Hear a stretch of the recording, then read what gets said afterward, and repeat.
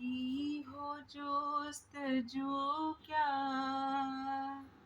जो अपने रूबरू है।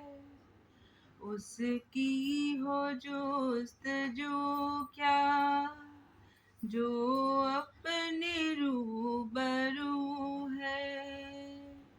यह जोस्तजू नहीं है, तौहीन जोस्तजू है। अंधे बने हैं आबिद, आँखें नहीं है खुलती। क्या ढूंढते हैं उसको, जो अपने दूबदू है। उसकी हो जोस्तजू क्या, जो अपने रूबरू है। दाएं है अपने बाएं, इस जा है और उस जा। आँखें खुली तो देखा, वह अपने चार जू है। उसकी हो जोस्तजू क्या, जो अपने रूबरू है। क्या खीलो ख्याल में है, क्या फर्जी हाल में है। जो है जुबां पे बैठा, क्या उसकी गुफ्तगू है। उसकी हो जोस्तजू क्या, जो अपने रूबरू है। दिलदार और दिलबर, दिलकश है दिलरुबा है। खुर्शीद रू अगर है, वह मेरा माहरू है। वह दिल में खुद है कायम, दिल घर है जिसका दायम। दिल को संभल के देखा, वह दिल में बहू है। उसकी हो जोस्तजू क्या, जो अपने रूबरू है। राधा स्वामी की मेहर से कर शुगल जिक्र सुनता, पहुँचेगा अपने मुमकिन जहाँ तेरी जोस्तजू है। पहुँचेगा अपने मस्किन जहाँ तेरी जोस्तजू है। उसकी हो जोस्तजू क्या, जो अपने रूबरू है। यह जोस्तजू नहीं है, तौहीन जोस्तजू है। उसकी हो जोस्तजू क्या, जो अपने रूबरू है। राधा राधा। ओम ब्रह्मा विष्णु शिवात्मकं यं ब्रह्मा वरुणेन्द्र रुद्र मरुत स्तुवन्ति दिव्यैस्तवैः साङ्गपदक्रमोपनिषदै गायन्ति यं साङ्गाः। ध्यानवस्थिततद्गतेन मनसा पश्यन्ति यं योगिनः। तस्यान्तां न विदुर्गणासुरगणा तस्मै श्री गुरुवे नमः। ध्यान मूलं गुरुमूर्ति, पूजा मूलं गुरुपदम्, मंत्र मूलं गुरुवाक्यं, मोक्ष मूलं गुरुकृपा। परम तत्वाधार परम पुरुष पूर्णगंगी मालिक कुल हजूर पुष्करनाथ जी महाराज की पवित्र आत्मा, सभी सत्संगी भाइयों बहनों माताओं बच्चों बुजुर्गों सबको राधा। अभी गरुड़ पुराण में आया कि धर्म करना चाहिए, दान देना चाहिए, और सबसे ज्यादा इम्पोर्टेंस बताई गौदान करना चाहिए। दान क्यों करते हैं? बेसिक सिद्धांत समझो।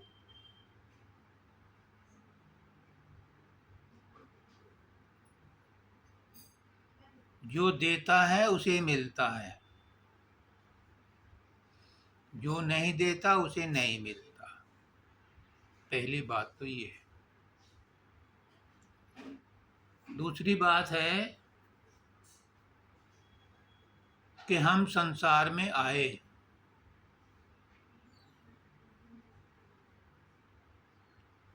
इस संसार में हमें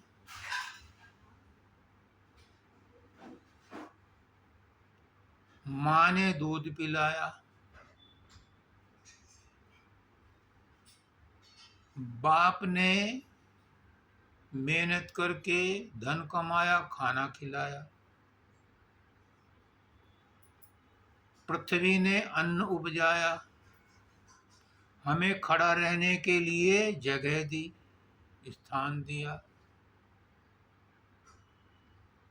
पानी ने हमारे प्राणों की रक्षा की, हमारे वनस्पतियों को पृथ्वी ने उगाया तो पानी ने उन्हें सींचा,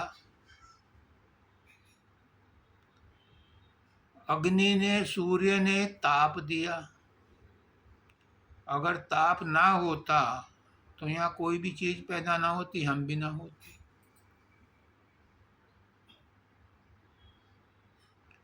वायु हमारे सांस, हमारी प्राण है।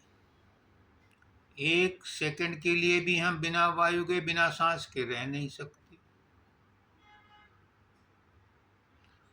आकाश हमारे ऊपर छत है।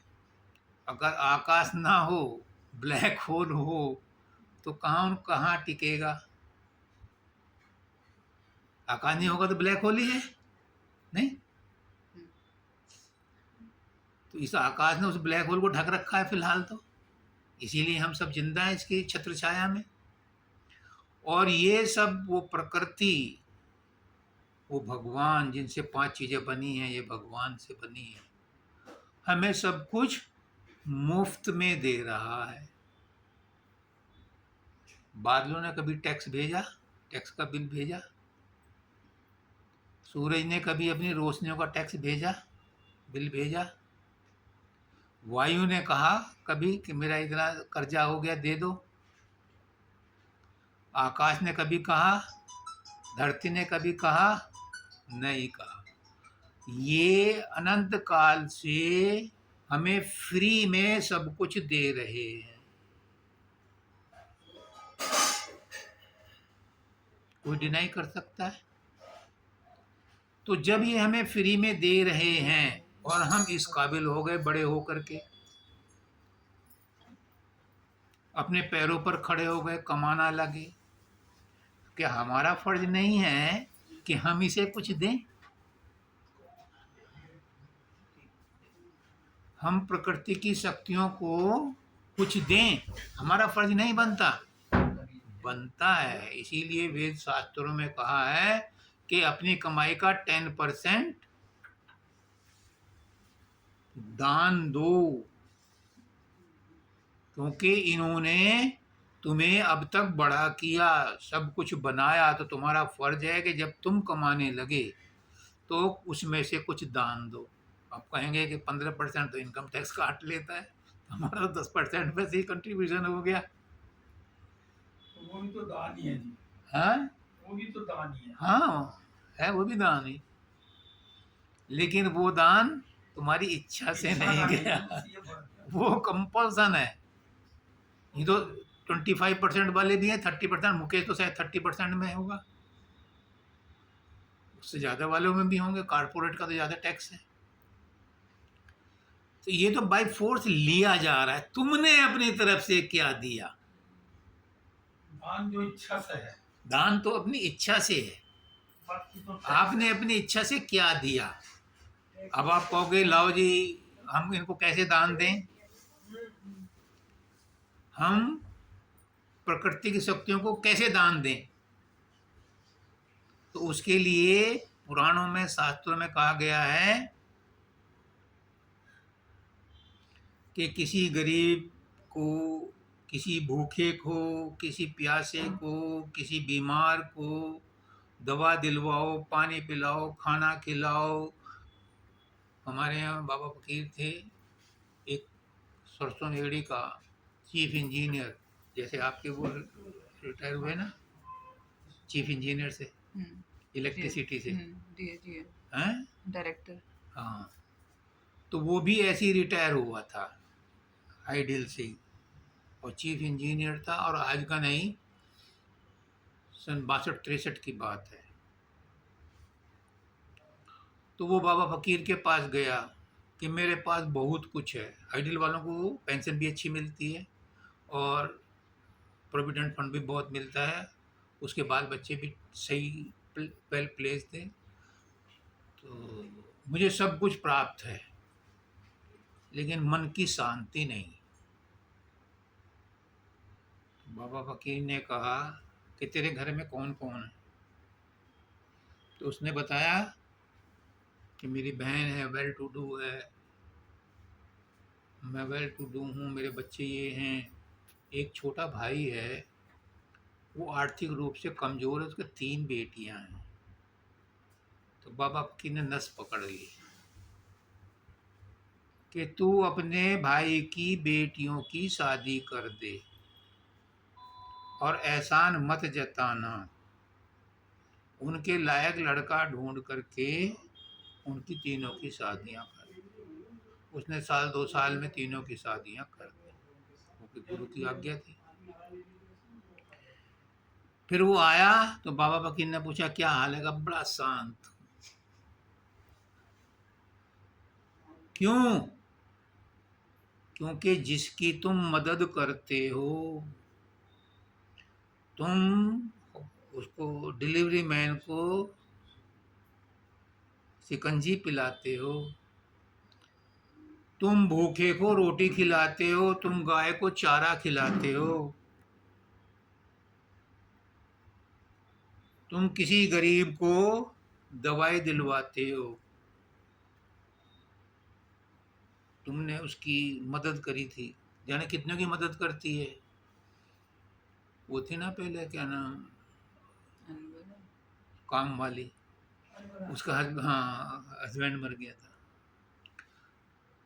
जिसकी तुम मदद करते हो वो तुम्हें धन नहीं वापस देगा, लेकिन दुआएं देगा। जो देता है उसे मिलता है, मैंने बोला ना, जो देता है उसे मिलता है, जो नहीं देता उसे नहीं मिलता। भिखारी तुम्हें धन नहीं वापस देगा, लेकिन दुआएं देगा। और बाबा फकीर का असूल है कि गरीब की दुआ से तुम्हारे जन्म जन्मांतरों के कर्म कट जाते हैं। किसी की बद्दुआ से किसी का बच्चा मर जाता है, तो क्या किसी की दुआ से बीमार अच्छा नहीं हो सकता? होता है। अनेक उदाहरण मौजूद हैं, इसलिए इसमें भी कहा गया है कि दान दो। गौ का ही दान क्यों दो? अब सवाल ये है, तो किसी भी रूप में दे हाँ, और भी दान बताएं, उसमें 5 दान बताएं, हैं? 5 तरीके के दान बताएं। हाँ, गौ का विशेष रूप से बताया है। क्यों? बाबा फकीर ने बहुत रिसर्च की, तो वो कहते हैं कि हमारे मस्तिष्क में, हमारे संस्कारों में, हमारे मन में, हमारे सूक्ष्म शरीर में ये विचार बैठा हुआ है कि हमने पाप किए। अगर मन पाप करने के बाद किसी को पाप का ख्याल नहीं है तो वो पापी नहीं है। बहुत उल्टी बात कह रहा हूं, हो सकता है कोई इससे सहमत ना हो। ये सच्ची सच्ची बात है कि पाप और पुण्य नाम की कोई चीज नहीं है। हमारे मन के विचार ही किसी कर्म को पाप बना देते हैं, किसी कर्म को पुण्य बना देते हैं। सदना कसाई था, बकरे काटता था, मांस बेचता था, बड़ा पाप था। लेकिन एक साधु जब जंगल में तपस्या कर रहा था तो तपस्या करते करते उसके अंदर सिद्धि शक्ति प्राप्त हो गई। उसके ऊपर चिड़िया ने बीट कर दी, तो उसने ऊपर देखा चिड़िया बैठी थी, तो वो जल के नीचे गिर गई।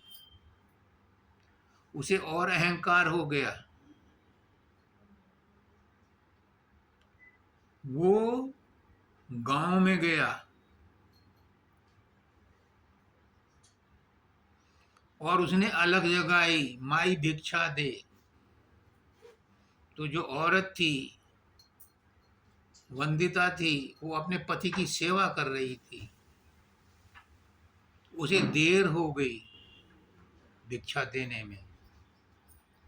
तभी क्या देखता है कि उसका बच्चा, उस औरत का बच्चा खेलता खेलता आग के पास चला गया। और जैसे ही वो आग को, बच्चे तो खिलौना समझते हैं, सांप को पकड़ लेते हैं। जैसे ही उसने, बच्चे ने आग को पकड़ना चाहा तो चूल्हे पर भगोना रखा था, उसमें दूध उबल रहा था, दूध उबला और वो आग बुझ गई। बच्चे ने हाथ से जब पकड़ा उसे तो उसको असर नहीं हुआ। थोड़ी देर बाद वो औरत उस बाबा के लिए जो सीधा देना था, जो सीधा ही बोलते ना गांव में, तो उसे जो भी देना था वो लेकर के आई। तो बाबा लाल लाल आंखों से उस औरत की तरफ देखने लगे। तो उस औरत ने कहा, बाबा मैं चिड़िया नहीं हूं जो तुम्हारी आंखों की दृष्टि से जल जाएगी। अब बाबा के होश ठिकाने आ गए कि ये क्या चमत्कार है। उसने कहा, बहन मुझे पहले तो ये बता दे कि तुझे ये कैसे पता चला। उसने कहा कि अगर तुम इस राज को जानना चाहते तो वहां चले जाओ, अगले गांव में सदना कसाई है, वो तुम्हें बताएगा।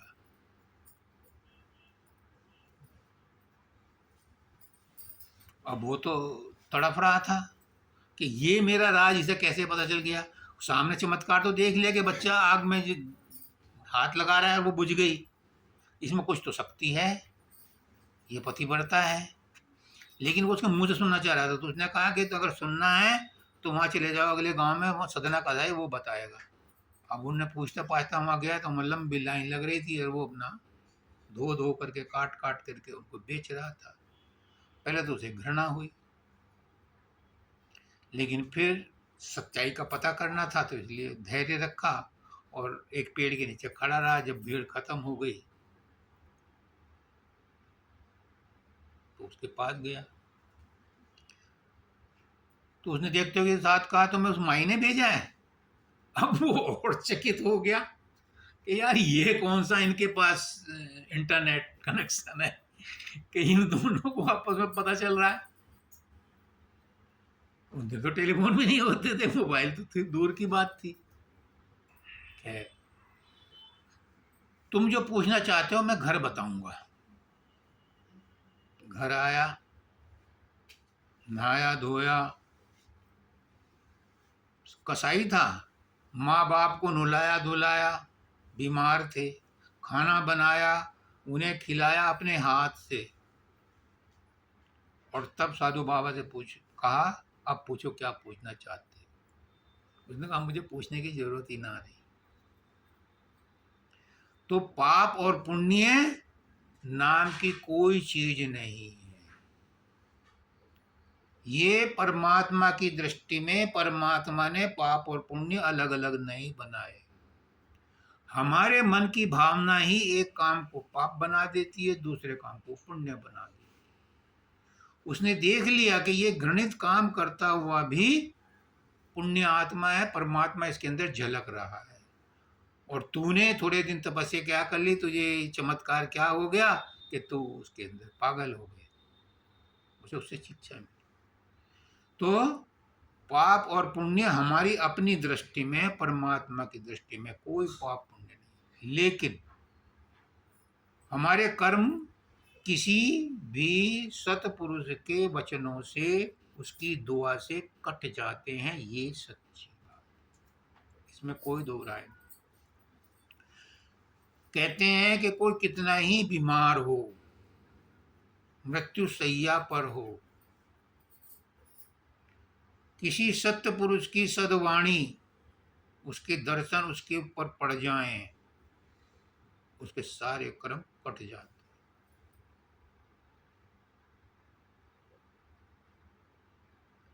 तो दान देने से,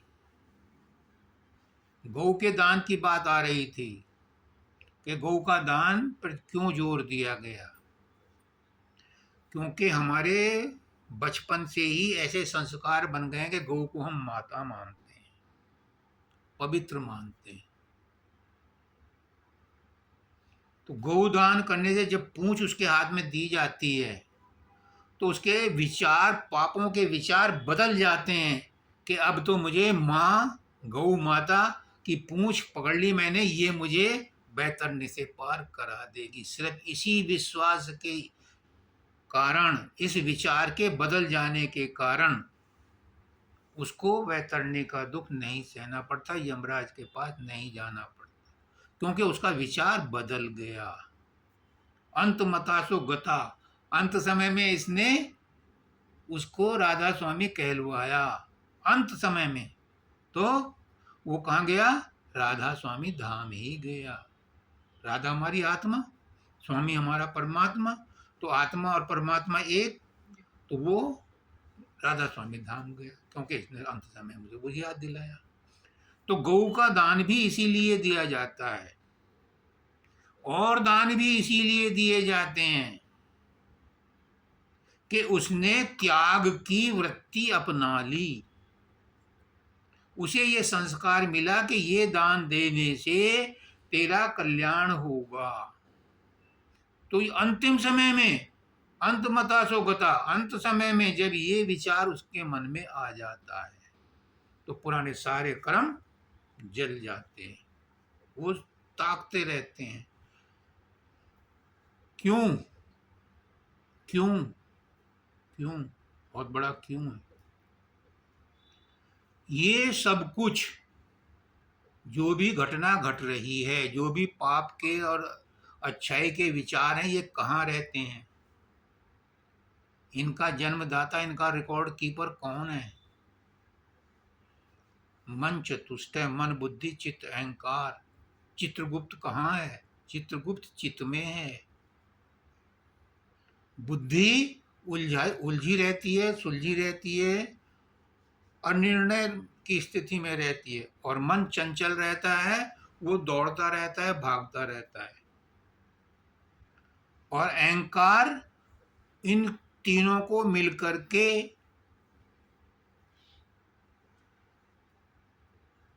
अव्यवस्थित करता है, इनको शक्ति देता है तीनों को। तो जब अंत समय में सारी जिंदगी जो कुछ भी किया, अंत समय में अगर उसका विचार बदल जाए, उसका संस्कार बदल जाए, तो सब कुछ कहाँ रुक जाएगा, मन के अंदर, सूक्ष्म शरीर के अंदर चल रह जाएगा, और आत्मा तो पाक साफ पहले से ही थी, अजर अमर अविनाशी है, इस पे तो कोई। कृष्ण भगवान कहते हैं ना इसे जला सकता है, ना इसे मिटा सकता है, ना गीला कर सकता है, ना सुखा सकता है, ना कुछ हो सकता है। ये तो शाश्वत है, नित्य है। तो वो अपने स्वरूप में इससे फ्री हो जाती है। जो उस दिन आए थे ना त्यागी जी, उन्होंने उसको, जो वो रॉकेट पर बैठा था, उस रॉकेट से उस आत्मा को अलग कर दिया, चंद्रयान को अलग कर दिया। अब वो अपने सतलोक की यात्रा पर है। जब तक वो मन के सूक्ष्म शरीर के साथ था, तब तक वो इसी ब्रह्मांड में घूम रहा था, और ब्रह्मांड का मालिक ब्रह्म है, और ब्रह्म ही रचना करता है। तो वो नहीं चाहता कि कोई आत्मा उसके घेरे से बाहर जाए, लेकिन त्यागी जी ने उसे बाहर कर दिया, वो निकल गया इस घेरे से। अब वो अपने उसमें जा रहा है। और ये शून्य अवस्था, जो स्वप्न अवस्था है आत्मा की, ये हमारे शून्य में है, यहाँ जहाँ बाल शुरू होते हैं, यहाँ से शुरू होते हैं। इसके नीचे ब्रह्मांड शुरू होता है, और इसके परे ब्रह्म है, महाशून्य, और उसके परे परमात्मा का लोक है। तो इसको प्राप्त करने के लिए इन्होंने क्या किया कि उसकी हो जो क्या, जो अपने रूबरू है। हर इंसान, चाहे किसी भी धर्म का हो, चाहे वो नास्तिक हो, चाहे वो आस्तिक हो, चाहे वो भगवान को मानता हो, चाहे भगवान को ना मानता, वो भगवान को नहीं मानता, किसी और को मानता है, किसी को तो मानता है, और उसी को पाने के लिए वो भजन साधन करता है। तो इस शब्द में कहा गया है कि उसकी हो जो क्या, जो अपने रूबरू है। तुम किसको ढूंढ रहे हो? किसकी जुस्तजू कर रहे हो? किसके लिए साधन अभ्यास कर रहे हो? क्यों पौड़ी पौड़ी चढ़ता जा, जय माता की करता जा? क्यों कठिन परिश्रम कर रहे हो? क्या वहीं है वो? अगर वहां है तो यहाँ भी है, और यहाँ नहीं तो वहां भी नहीं है, भूल जाओ। अगर तुम्हारे अंदर नहीं है तो कहीं भी नहीं है, और कहीं अगर है तो तुम्हारे अंदर पहले है। क्यों? उसी ने कहा था कि मैं एक से अनेक हो जाऊं। और सभी शास्त्र कहते हैं कि परमात्मा ने मनुष्य को अपने ही रूप में बनाया है, और खुद इसके अंदर आकर के बैठ गया है। तो अगर कहीं देवी देवता के अंदर है, कहीं तीर्थ स्थान में है, तो पहले हमारे अंदर भी है। अगर हमारे अंदर नहीं तो वहां भी नहीं है। अगर वहां है तो मेरे अंदर भी है। तो इसी में कह रहे हैं, उसकी हो जो क्या, जो अपने रूबरू है। कहाँ ढूंढोगे? कैसे ढूंढोगे? कौन सी टॉर्च लेके ढूंढोगे? वो तो हमारे रूबरू है, आमने सामने है। सब कहते हैं, गांव के लोग भी कहते हैं कि परमात्मा सबके अंदर है, झूठ नहीं कहते, लेकिन उन्हें किसी को अनुभव नहीं है, इसलिए मिलता नहीं है। अगर अपना अनुभव हो जाए, हमने अपने परमात्मा को अपने अंदर देख लिया, तो हम दूसरों के अंदर देख सकते हैं, फिर उसको रूबरू देख सकते हैं। मैंने एक दिन कह दिया था धाम पर कि जो ये कहते हैं कि सबका मालिक एक, वो सब झूठ बोलते हैं। लोग नाराज हो गए, पर शब्दानंद जी ने मुझे सपोर्ट किया। सबके अंदर परमात्मा है, लेकिन तुम्हारे किस काम का? पहले तुम अपने अंदर अपने परमात्मा से मिल लो, तब तुम कह सकते हो सबके अंदर एक मालिक है। तब तो तुम्हें सबके अंदर दिखाई देगा। वरना तुम कहते हो सबके अंदर परमात्मा, तो क्यों उसको थप्पड़ मारते हो बच्चे को? क्यों कुत्ते को डंडा मारते हो? क्यों पृथ्वी पे थूकते हो? क्यों दूसरे से नफरत करते हो? क्यों किसी की बुराई करते हो? क्या उसके अंदर परमात्मा नहीं है? तो तुम्हारा कहना गलत है कि सबके अंदर परमात्मा, अगर परमात्मा है तो परमात्मा से ट्रीट करो, और वो तब करोगे जब पहले अपना अंदर अपना अनुभव हो जाए। अगर तुम अपने परमात्मा से, अपनी आत्मा से मिल लिए तो तुम्हें अधिकार है, तुम्हें अथॉरिटी है ये कहने की कि सबके अंदर वही दिखाई देता है। जिधर देखता हूँ उधर तू ही तू, कि हर शय में जलवा तेरा हूबहू है, तेरी ही है रग रग में रेसा रवानी, तू ही मैं में मैं है, तू ही तू है तू। मैं कहता मैं भया, मुझ में रही न हूं, और बलिहारी तेरे नाम की जिद देखूं। तो तू पहले अपनी मैं तो हटाओ, अपने अंदर उस परमात्मा को देखो, फिर किसी के अंदर तुम्हें बुराई नजर नहीं आए, फिर सबके अंदर परमात्मा दिखाई देने लगेगा। अभी क्यों नहीं दिखाई देता? मानते तो हैं लेकिन जानते नहीं। जिस दिन जान जाएंगे उस दिन असली जानना होगा। परमात्मा को कोई फर्क नहीं पड़ता, उसे गाली दो, उसके मानो या मत मानो, वो नहीं जानता। ये तो हमें अपना मन शुद्ध करना है, अपने आप को शुद्ध करना है। इसलिए कहते हैं कि मन शुद्ध हुआ तो परमात्मा दिखाई देगा, मन चंगा तो कठौती में गंगा। अपने मन के अंदर ही है परमात्मा, बाहर नहीं है। बाहर है लेकिन तब दिखाई देगा जब पहले अपने अंदर महसूस हो जाए। और जो हम साधन अभ्यास करते हैं, कीर्तन करते हैं, जगराता करते हैं, उसको ढूंढने का, लाउड स्पीकर लगाते हैं, अखंड रामायण रखते हैं, सुंदर कांड का पाठ रखते हैं, कोई बुराई नहीं है, करो। लेकिन जब अपने बच्चे से बात करते हो काठमांडू में, तो टेलीफोन पर एकांत में एक तरफ को बात करते हो। अभी तुमने टेलीफोन सुना था किसी का तो झुक करके इधर को गए या बाहर निकल करके सुना? वो सरेआम नहीं होती, क्योंकि उससे तुम बात करते हो वो प्राइवेट बात है। और भगवान से बात करते हो, लाओ जी ढोल, लाओ जी मजीरा, लाओ जी खड़ताल, हम बजाएंगे, भगवान को याद करेंगे। ये भगवान को याद करना हो, ये उसकी मजाक है। ये जुस्तजू नहीं है, तौहीन जुस्तजू है। ये परमात्मा को याद करना नहीं है, ये उसकी मजाक बनाना। देख हम तुझे याद करें ढोल मजीरे से। कबीरदास कहते हैं क्या बहरा हुआ खुदा है। हम उनके ऊपर तो अभी भी कमेंट करते हैं कि अजान देते हैं, क्या भगवान बहरा हो गया? लेकिन हम क्या करते हैं, अपने ऊपर नहीं ढालते उसको। भगवान मिलता है क्योंकि भगवान ही है, उसके अलावा कोई दूसरा है ही नहीं। जब मैं मिट जाती है तो कौन बचता है? फिर भगवान ही बचता है। फिर उसकी सोच बदल जाती है, फिर वो परमात्मा से 24 घंटे उसको बैकग्राउंड में रखता है। फिर परमात्मा उसका नौकर हो जाता है, उसका चेला हो जाता है, उसकी उंगलियों पर नाचता है। कृष्ण भगवान कहते हैं शाश्वत शांतिम निगच्छति, तुरंत शांति मिलती है। एक बार पकड़ो तो सही। एसिड इफेक्ट हो जाता है, करंट जैसे बिजली का करंट लगता है, ऐसे ही परमात्मा की फीलिंग आ जाती है।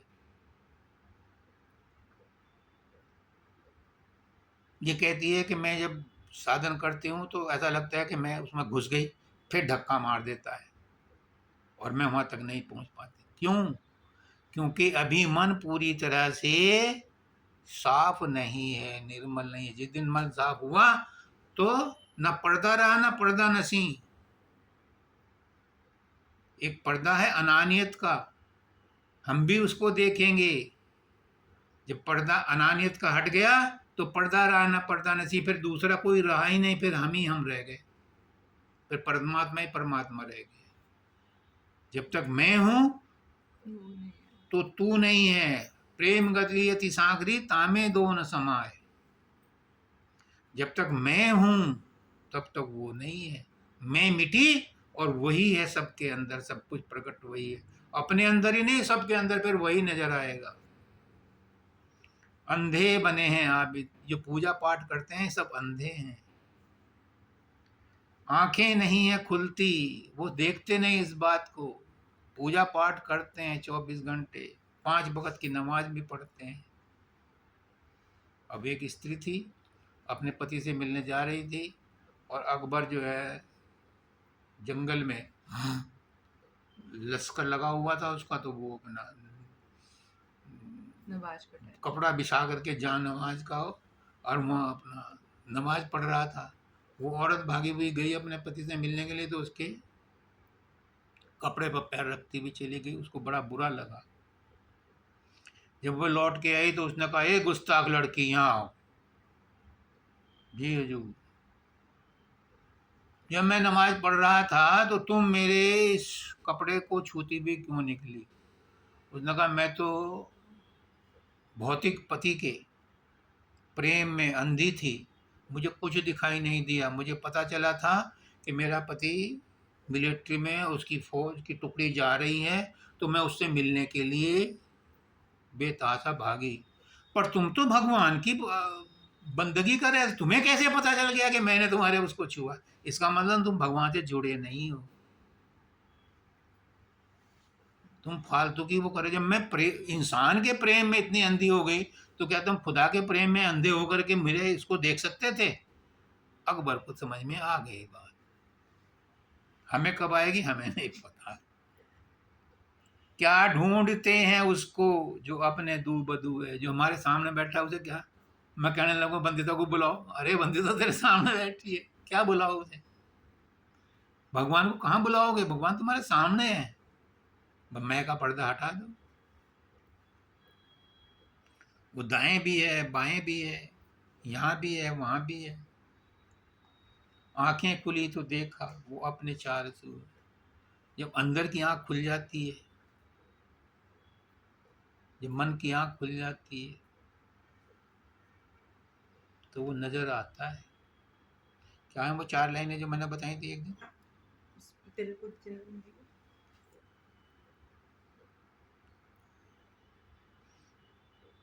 जो है जुबां पे बैठा उसकी क्या गुफ्तगू है?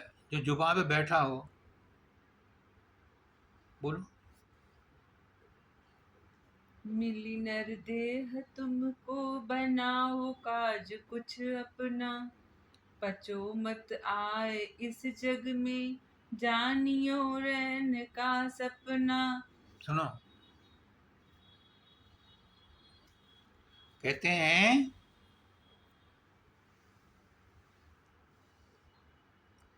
मिली नर देह तुमको, बनाओ काज कुछ अपना। मनुष्य देह में ही प्राप्त किया जा सकता है अपने आप को। भैंस गुरु नहीं कर सकती, भैंस परमात्मा का नाम नहीं ले सकती।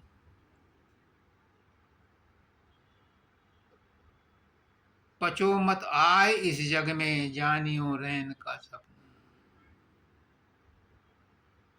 जग चिड़िया रैन बसेरा है। कौन रहा? यहाँ रावण भी चला गया, राम भी चला गया, कृष्ण भी चला गया, कंस भी चला गया। कौन रहा? कोई नहीं रहेगा। ये सपना है। रात को स्वप्न देखते हो वो छोटा है, यहाँ देखते हो ये बड़ा है। और मरने के बाद एक लंबा स्वप्न और है, जिससे पंकज को परसों त्यागी जी ने छुड़ाया है, उसे जगाया है। स्वप्न में बड़े बड़े कारनामे होते हैं। 3 मिनट में 80 साल गुजर जाते हैं।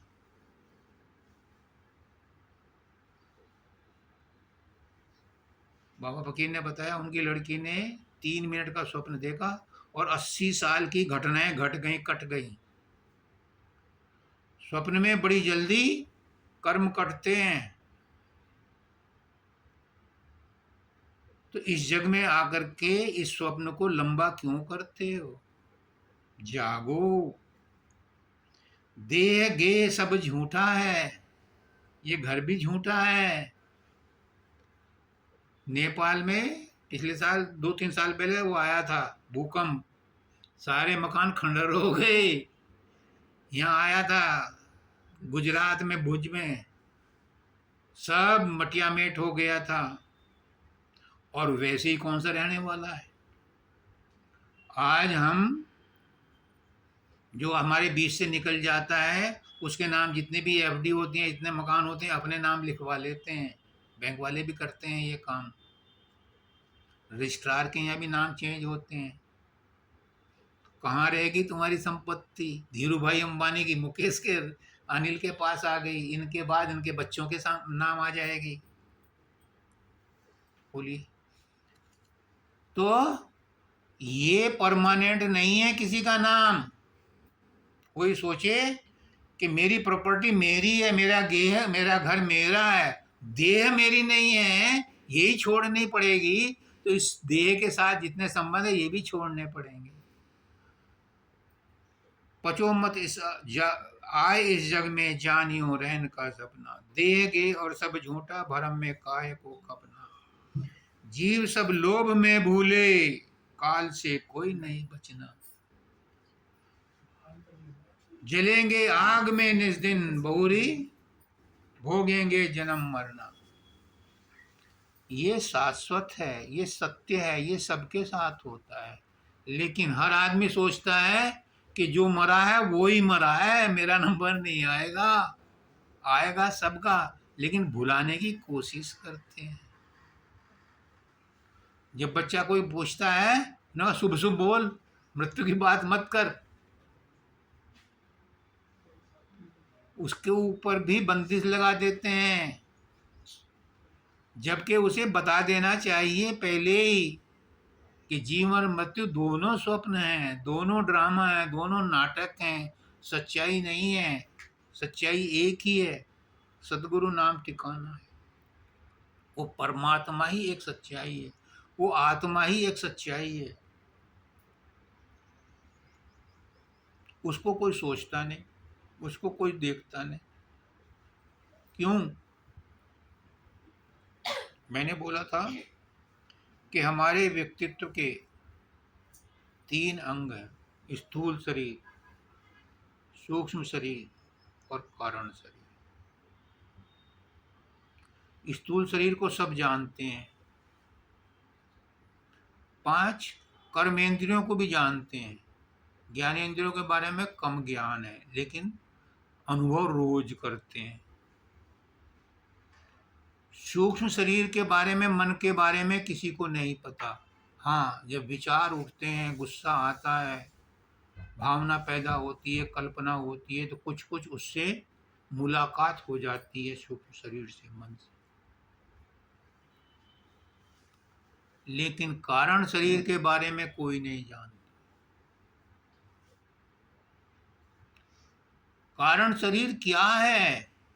कारण शरीर वो है जो सूक्ष्म को और स्थूल को शक्ति देता है।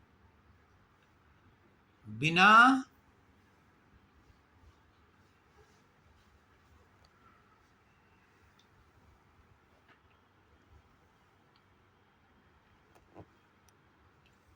बिना कारण शरीर के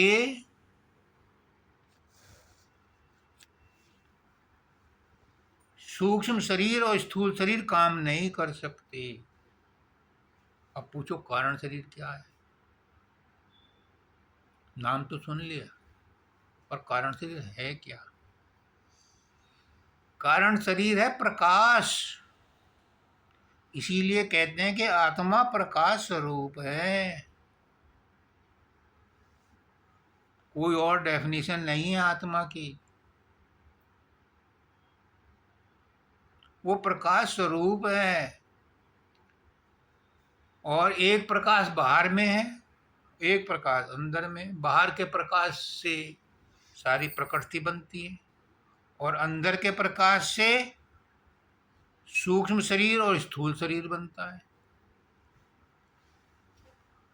अंदर में जब वो प्रकाश होता है तो उसी से मन चार्जिंग लेता है और सारे काम कराता है।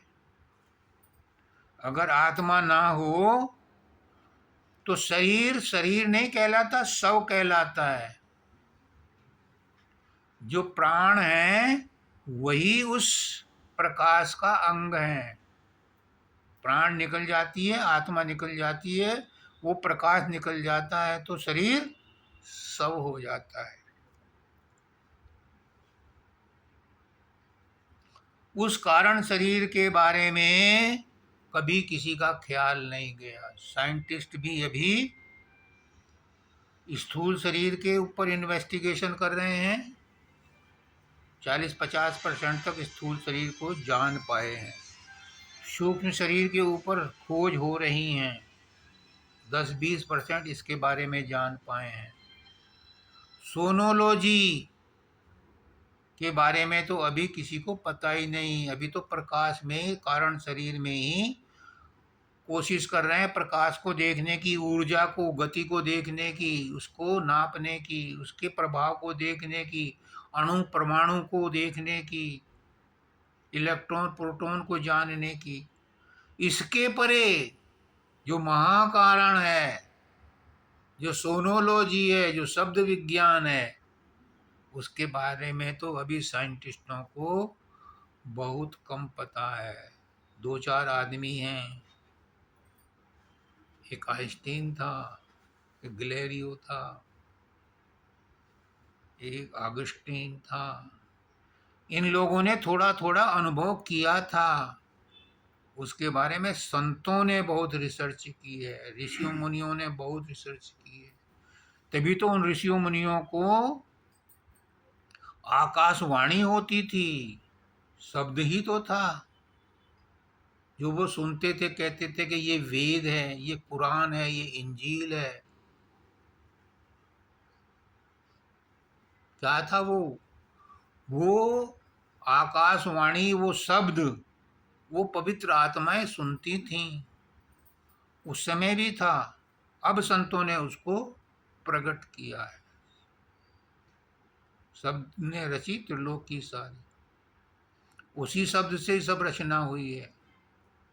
तो ये जो प्रकाश हमारा कारण शरीर है, इसके संपर्क में जो आता है, जो इसको समझ लेता है, वो फिर स्थूल शरीर में और सूक्ष्म शरीर में नहीं फंसता। और इस कारण शरीर को समझने के लिए गुरु चाहिए, समझाने के लिए गुरु चाहिए। गुरु ही बताता है कि कैसे तुम अपने अंदर में अपने आप से जुड़ सकते हो। मन से तो हम रोज ही जुड़ते हैं, आत्मा से हम नहीं जुड़ पाते, क्योंकि आत्मा ही प्रकाश है। और ये आत्मा भी इस प्रकाश में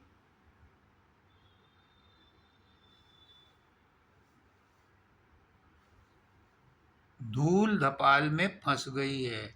जब ये विशुद्ध हो जाती है, जब ये निर्मल हो जाती है, तो ये ऊपर के परमात्मा में पहुंचने के काबिल हो जाती है। तो हम कह रहे थे वह दिल है, खुद है कायम, दिल में खुद है कायम।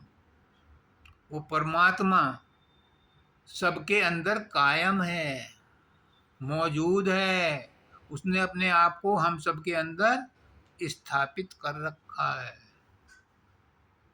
वो यहाँ मौजूद है, वही है तो हम हैं। वो दिल में है खुद कायम, और दिल घर है उसका दायम। हमारा दिल ही उसका घर है। कहाँ जाएगा रहने वो? कहाँ जाएगा? जो उसे याद करेगा उसी के घर में रहेगा वो। अब जानवरों के घर में थोड़ा ही रहेगा, जानवरों के दिल में थोड़ा ही रहेगा वो, पशु पक्षियों के दिल में थोड़ा ही रहेगा। जो उसे याद करेगा उसके दिल में रहेगा। इसलिए कहते हैं पुष्करनाथ जी कि उसे 24 घंटे बैकग्राउंड में रखो, ताकि उसे रोटी पानी मिलती रहे। एक इंजील में आती है, एक गडरिया का बच्चा था, तो वो खुदा को याद कर रहा था। ए खुदा,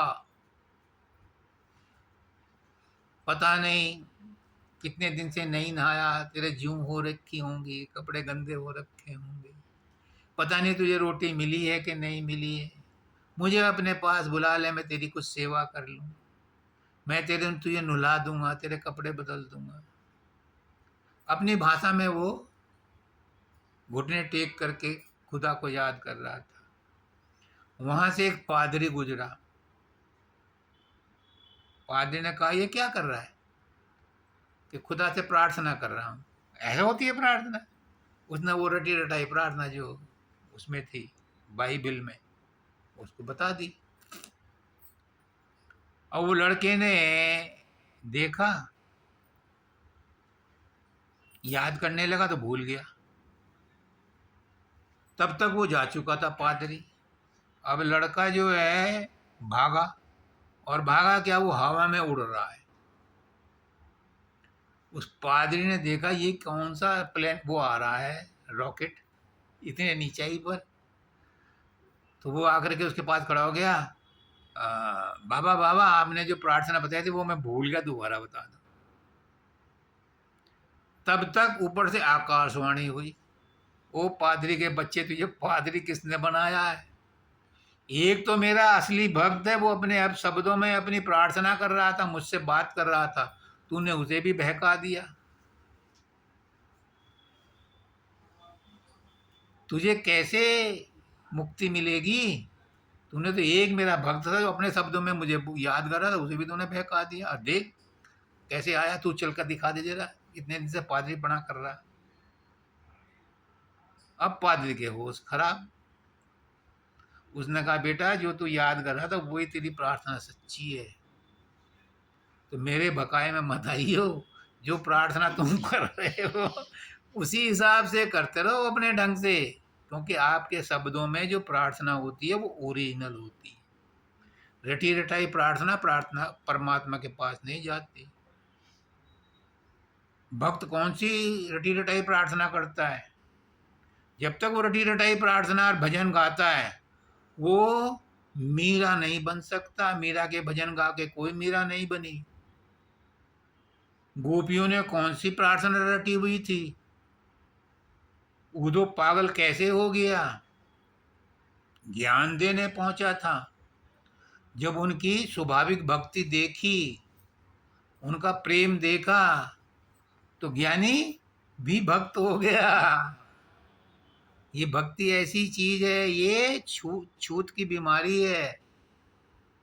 इसलिए लोग भक्ति जानबूझ के नहीं करते, रटी रटाई प्रार्थना करेंगे, उनसे परमात्मा प्रसन्न। अपनी भक्ति करो। मैंने शब्दानंद जी को देखा है, मैंने अभी शुरू नहीं करी, मैं करूंगा तो ये सब गुम हो जाएंगे।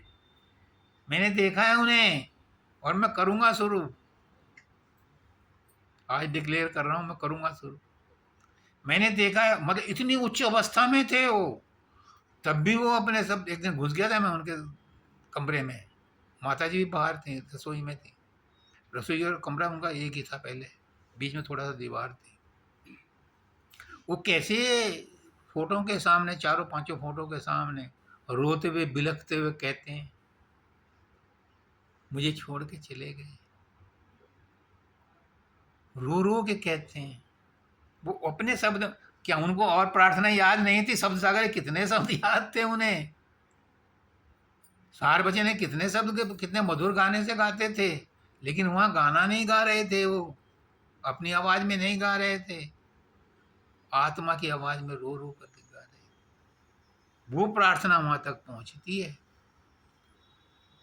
ये रटी रटाई प्रार्थना नहीं पहुंचती। इसलिए अपने मन से जो शब्द निकले वो परमात्मा के पास पहुंचता है। वहां आर्टिफिशियल चीज नहीं पहुंचती। पुष्कनाथ जी कहते थे कि गुरु को पता होता है कि कौन किस भाव से आया है। सब पैर छूते हैं, लेकिन जो भक्त प्रेमी होता है उसका अंदाज ही कुछ और होता है। वरना तो चिपक करके सेल्फी लेते हैं गुरु के साथ। गुरु का हाथ सिर पे रखा और सेल्फी लिया, दूसरे से कहा मेरा फोटो खींच ले। पता है उसे परमात्मा को कि कौन परमात्मा को दिल से याद करता है, फिर एम्पलीफायर लगा करके भजन गाने की जरूरत नहीं पड़ती, क्योंकि वो जुस्तजू नहीं है, तौहीन है, जुस्तजू है, वो उसकी बेइज्जती है, उसका अपमान है।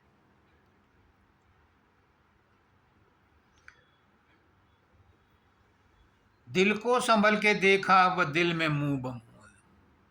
दिल को स्थिर करो, मन को स्थिर करो।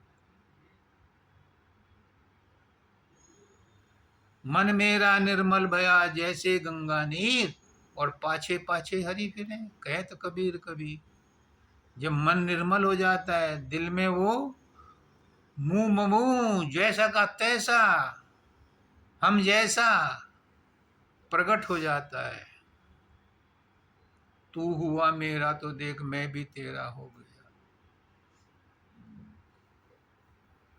उसको ढूंढने की जरूरत नहीं है, और ना वो ढूंढने से मिलता, क्योंकि ढूंढोगे किन चीजों से, कौन से हथियार हैं, कौन सी इंद्रियां हैं जिनसे ढूंढोगे। वो तो मन वचन से भी परे है, बुद्धि से भी परे है। वो तभी बस में आता है, तभी पकड़ में आता है, जब आत्मा आत्मा को पुकारती है। आत्मा से पुकारो तो वो तुरंत जवाब देता है, क्योंकि आत्मा ही परमात्मा है। लेकिन हम, मैं ना गल जाऊं, मैं ना टूट जाऊं, बीज अगर ये कहे कि मैं ना फूटूं, लकड़ी ये कहे मुझे मत काटो, मुझ पर कील मत ठोको, मुझे आरी से मत काटो, मुझे बसोले से मत काटो, तो क्या फर्नीचर बनेगा?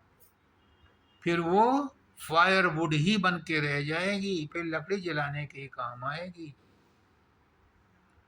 अगर पत्थर ये कहे मुझ पे छेनी मत बनाओ, मत लगाओ, तो फिर सड़क बनाने के ही काम आएगा, फिर मूर्ति नहीं गढ़ी जा सकती उसमें से। मूर्ति तभी गढ़ी जाती है पत्थर में से जब उसके ऊपर छीनी हथौड़े से चोट लगती है, उसे तोड़ना पड़ता है, लकड़ी को काटना पड़ता है, चीरना पड़ता है, ठोकना पड़ता है। बीज जमीन में गिर करके फूटता है, अपनी हस्ती को मिटाता है। मिटा दे अपनी हस्ती को अगर कुछ मर्तबा चाहे, कि दाना खाक में मिलकर गुले गुलजार होता है। अगर उसे प्राप्त करना चाहते हो तो अपने आप को मिटाना पड़ेगा, अपनी हस्ती को मिटाना पड़ेगा, अपने मैं को मिटाना पड़ेगा। क्या है, कौन सी हस्ती है तुम्हारी, किस पर गुस्सा करते हो, किस चीज का अहंकार है? शरीर तो सबका छूटने वाला है, सूक्ष्म शरीर भी बार बार बदलता रहता है, शरीर धारण करता रहता है। और पंकज जैसी आत्मा अगर उससे अलग हो जाती है तो सूक्ष्म शरीर बेकार हो जाता है। पूछो कहाँ जाएगा फिर वो उसका सूक्ष्म शरीर? अब वो ब्रह्मांडी मन में जाएगा, अपने घर में जाएगा, उसका घर वहीं से निकला था वो। तू अपने घर खुशी, मैं अपने घर खुश, दोनों राज्य। ब्रह्मांडी मन के अंदर सूक्ष्म शरीर मिल गया, वो वहां राज्य, आत्मा परमात्मा में मिल गई, वो वहां राज्य। ये टेम्परेरी संयोग था, अलग हो गया। तो अगर अपनी आत्मा को विश्राम देना है, विश्राम, आराम नहीं, आराम तो तीसरे उसमें मिल जाएगा, विश्राम चौथी अवस्था, चौथी अवस्था में विश्राम मिलेगा अपने लोक में, सतलोक में जाकर के। तो हमें अपने प्रकाश से भी अलग होना पड़ेगा। मुझे कहते थे पुष्करनाथ जी राजेश तो शब्द के पीछे डंडा लेके क्यों फिरता है? शब्द तो प्रकाश से भी ऊंची अवस्था है, उसके पीछे भी क्यों फिरता है? मैंने कहा फिर क्या करूं? वो कहते हैं कि अप्रकाश में जाओ, अशब्द गति में जाओ, वो है हमारी मंजिल, वही चौथी अवस्था है, वही चौथी अवस्था है। राधा स्वामी की मेहर से कर सकल जिक्र सुल्तान। राधा स्वामी कौन है? जो राधा स्वामी के बारे में बता रहा है, वर्तमान में जो उसकी व्याख्या कर रहा है, जो संत सदगुरु वक्त है। मैं संत सदगुरु वक्त नहीं, मैं गुरु ही नहीं हूं, मैं इंसान भी नहीं हूं। मैं क्या हूं मुझे खुद नहीं पता, मैं खुद हैरान हूं, करूं क्यों कर बयां अपना। मैं खुद हैरान हूं, करूं क्यों कर बयां अपना। मैं कैसे बताऊं मैं कौन हूं? नहीं मेरा नाम ना कोई निशान, मैं करूं कैसे बयां अपना। मुझे मत समझो मैं राजेश हूं, मुझे पता है राजेश अलग है, मैं अलग हूं। मन अलग है, मैं अलग हूं। शब्द अलग है, मैं अलग हूं। मैं अपने बारे में कुछ नहीं बता सकता क्योंकि मैं खुद गुम हूं, मुझे पता नहीं क्या है। तो कहते हैं पहुंचेगा अपनी मस्किन, तू अपनी मंजिल पर पहुंचेगा। हर एक आदमी को पहुंचना है, तुम चाहो तो भी पहुंचोगे, नहीं चाहो तो भी पहुंचोगे। प्रयास करो तो भी पहुंचोगे, नहीं प्रयास करोगे तो भी पहुंचोगे। ये लुका छुपी का खेल है। परमात्मा ने कहा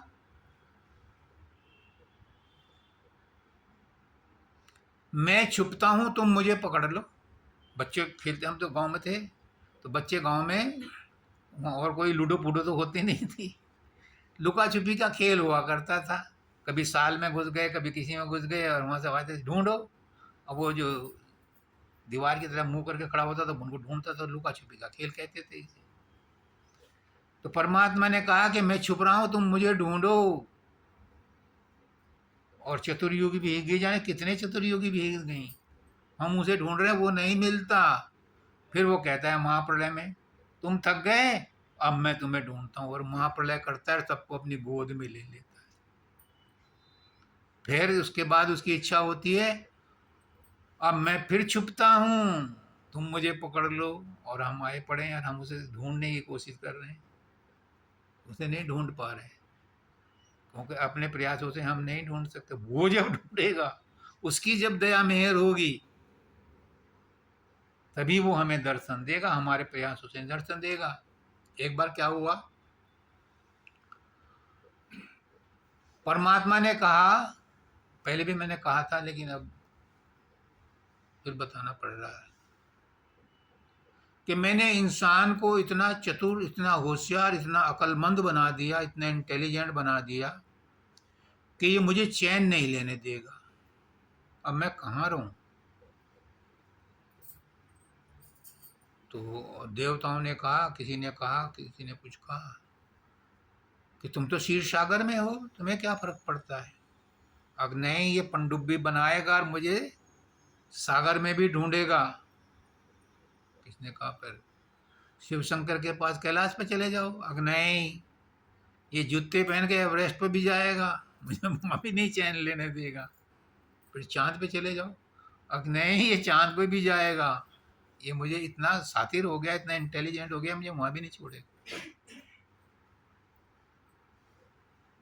तो उस दिन कोई निर्णय नहीं हुआ और सभा स्थगित हो गई।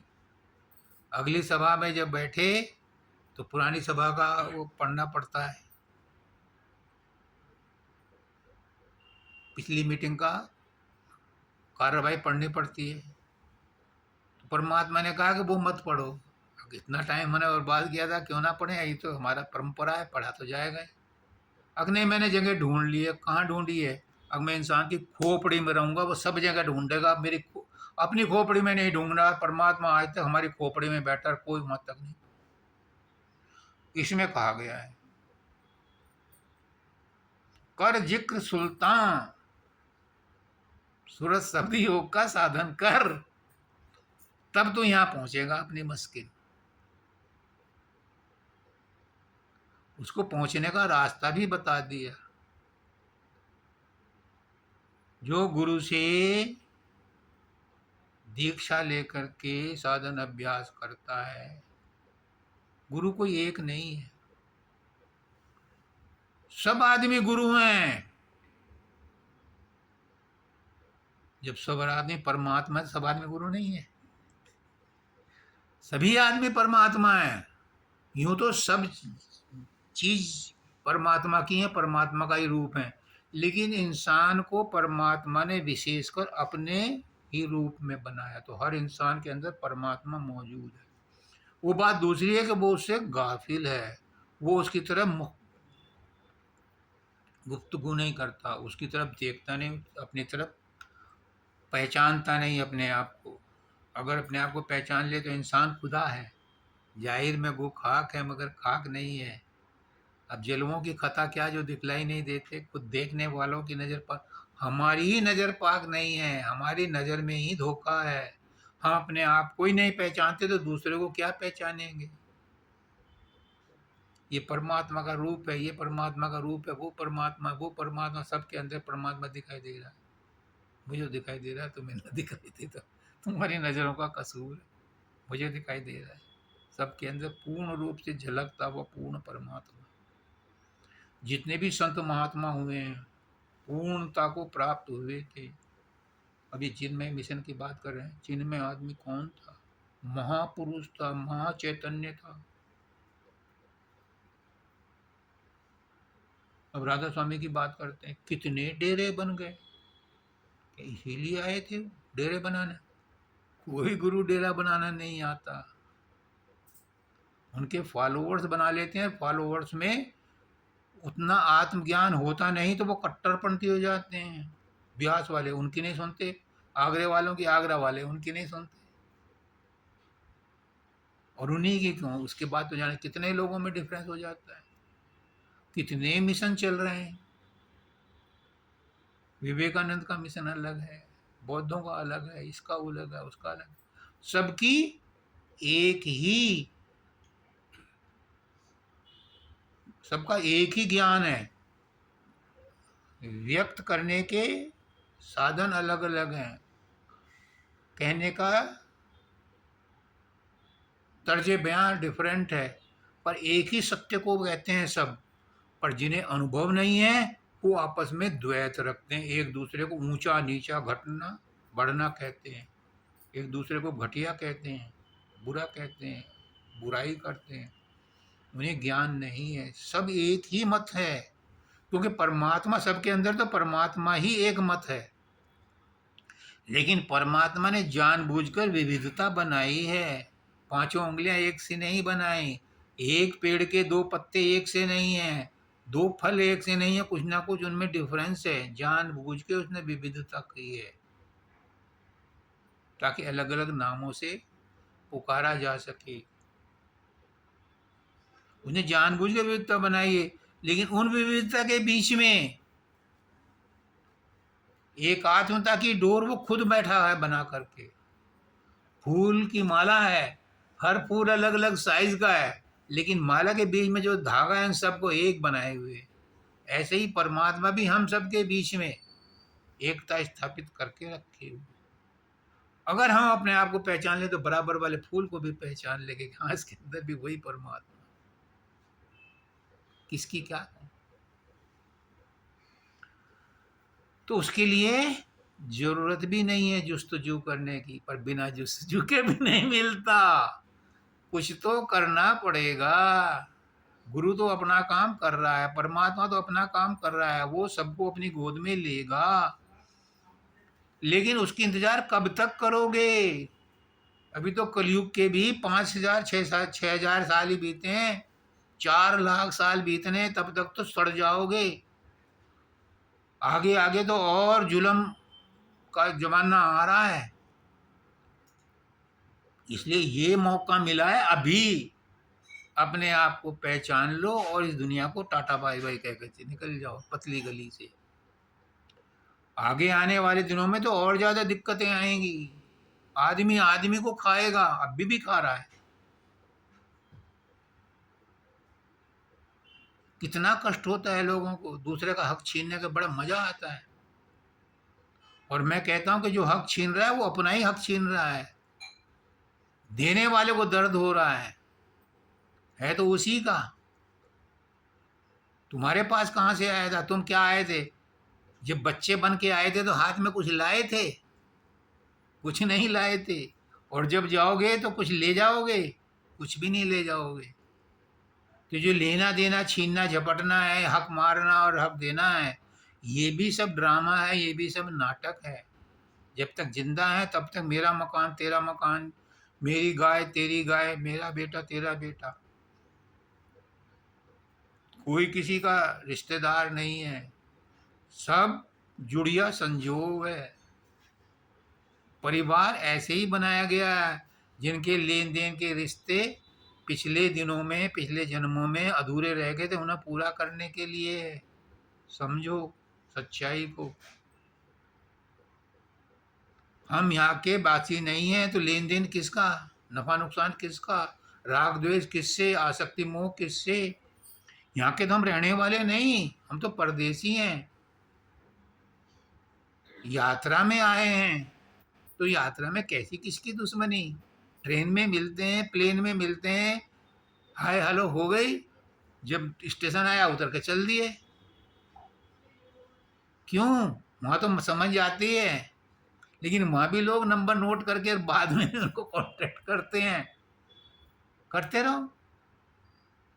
परमात्मा है तो कोई जाकर नोट, किसी के पास टेलीफोन आया पंकज का, कोई मैसेज आया? मेरे पास आज तक नहीं आया पुष्करनाथ जी का।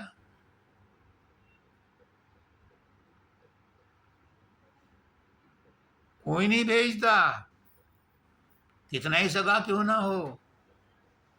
जब वहां पहुंचेंगे सतलोक में तो फिर हम उनसे मुखातिब होंगे, मुलाकात करेंगे। फिर वहां कुछ कहने जोड़ने की जरूरत ही नहीं पड़ती, वहां जुबान ही नहीं होती। वहां तो विश्राम विश्राम, आनंद ही आनंद है। और वही हमारी मंजिल है, वहीं के हम आए हैं और वहीं हमें जाना है। जितनी जल्दी चेत जाओ उतना अच्छा है, नहीं तो अगले जन्मों में और ज्यादा कष्ट आने वाले हैं। कलयुग में तो और ज्यादा कष्ट। और इस समय बड़े भाग मानुष तन पावा, सुर दुर्लभ सब संतहि गावा। और इस जन्म में मनुष्य योनि मिली, सतगुरु मिला, सत्संग मिला, सतनाम मिला, और क्या चाहिए? अब तुम्हें सिर्फ एक ही काम करना है कि उसे याद कर लो। और जब याद करोगे तो उसकी दया बरसेगी। याद को लिख करके उल्टा करो, याद को लिख करके उल्टा करो। दया, तुम उसे याद करोगे तो दया बरसेगी। इसने उसे याद कराया तो उसकी दया बरसी, और वो यमलोक को, बैतरणी को, सबको पार कर गया, यमराज को पार कर गया। वो सूक्ष्म मन के व्हीकल पर चढ़ा हुआ था, परसों त्यागी जी ने उसे वहां से उतार कर अलग कर दिया। तेरा रास्ता उसका है, सूक्ष्म रास्ता अपना ब्रह्मांडी मन में जाएगा वो, उसको डाइवर्ट कर दिया। तो मैं चाहता हूं कि इस जन्म में जो सत्संग सुन रहे हैं सबको सद्बुद्धि दे मेरा मालिक, मेरा परमात्मा, और सब इसी जन्म में पार हो जाओ। लेकिन कुछ तो तुम्हें भी करना पड़ेगा। परमात्मा तो अपनी तरफ से करेगा, गुरु तो अपनी तरफ से करेगा, पर कुछ तो तुम्हें भी करना पड़ेगा। क्या? उसे याद तो करना पड़ेगा, स्मरण तो करना पड़ेगा। सबको राधा। चलो जी, इसको बंद करो।